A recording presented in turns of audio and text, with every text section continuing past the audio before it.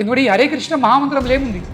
3 శబ్దాలు ఉన్నాయి, హరే కృష్ణ రామ, లేదా? సో హరే ఎవరు? హరే శ్రీమతి రాధారాణి. రాధారాణి ఒక పేరుంది హర. కానీ ఎప్పుడైతే మనము ఒక వ్యక్తిని పిలుస్తామో అప్పుడు ఏమవుతుంది? ఏ అయిపోతుంది, అవును లేదా? ఓ రే, అవును లేదా? వారి అయిపోతుంది. అదేవిధంగా హర అన్నప్పుడు మనం పిలుస్తాం అప్పుడు ఏమవుతుంది? హరే అయిపోతుంది. ఈ హరే కృష్ణ మహామంత్రం అర్థమైంది.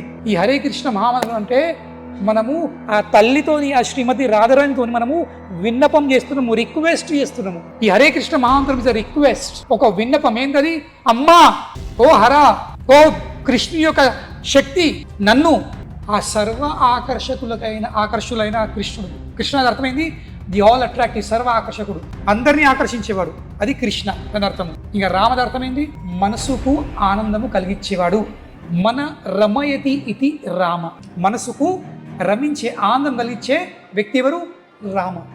సో కనుకనే ఈ హరే కృష్ణ మంత్రం ఏంది? మనము అమ్మవారితో రిక్వెస్ట్ చేస్తున్నాము ఆ కృష్ణుని ఇంకా ఆ రాముని, అంటే సేమ్ వ్యక్తే ఆకర్షించి ఏమిస్తుండు? మన మనసుకు ఆనందం కలిగిస్తుంది. ఆ వ్యక్తి యొక్క సేవలో నన్ను అంకితం, నన్ను నియుక్తులు